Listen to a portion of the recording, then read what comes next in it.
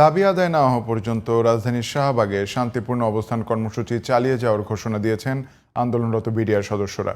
তাদের অভিযোগ, মঙ্গলবার প্রধান উপদেষ্টার কার্যালয়ে ঘেরাও কর্মসূচি ঘোষণার পর তাদেরকে স্বরাষ্ট্র উপদেষ্টার সঙ্গে বৈঠকের কথা বলে আন্দোলন থেকে বিরত রাখে পুলিশ, কিন্তু দিনভর অপেক্ষার পরও স্বরাষ্ট্র উপদেষ্টার সাক্ষাৎ না পেয়ে ক্ষোভ জানান তারা।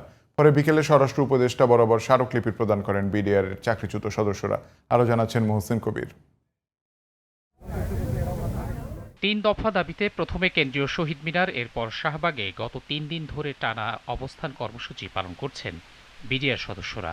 সরকারের পক্ষ থেকে কোনো সাড়া না পেয়ে মঙ্গলবার দুপুর ১২টার মধ্যে দাবি মেনে নিতে আলটিমেটাম দেন তারা।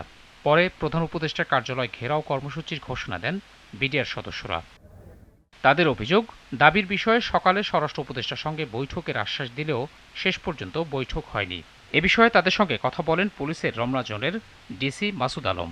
রমনা জোনের ডিসির পক্ষ থেকে বলা হয়েছিল যে আমাদের ১২টার ভিতরে একটি সময় দিতে, ১২টার ভিতরে উনি স্বরাষ্ট্র উপদেষ্টার সাথে বসাবেন, কিন্তু এখন পর্যন্ত তিনি সেই স্বরাষ্ট্র উপদেষ্টার সাথে বসাতে ব্যর্থ হয়েছেন। আলোচনা হচ্ছে, এটা আমরা পরবর্তীতে জায়গাটুকু বলবো।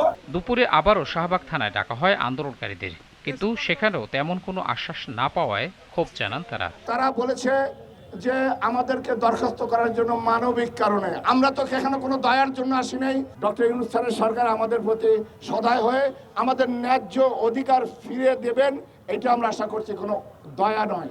আন্দোলনকারীদের দাবি, ২০০৯ সালের ফেব্রুয়ারিতে বিডিআর হত্যাকাণ্ডের সঙ্গে তারা জড়িত ছিলেন না, কিন্তু তাদেরকে অন্যায়ভাবে সাজা প্রদান এবং চাকরিচ্যুত করা হয়। আমি ওই দিন ছিলাম অসুস্থ, মেডিকেলে আমার কাগজ আছে, আমি হাসপাতালে শয্যাশায়িত ছিলাম। তদন্তে আমাদের কোনো দোষী সাব্যস্ত করতে না পারায় 2009, 10, 11 স্বাভাবিক চাকরি করার পর 12 সালের ফেব্রুয়ারি 2 তারিখে আমাদের জোর করে বহিষ্কার করা হয় চাকরি হতে।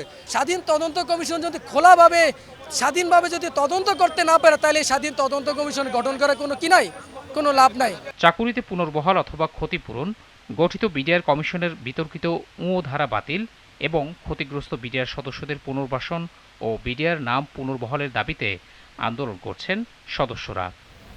মোহসিন কবির, জিটিভি নিউজ, ঢাকা।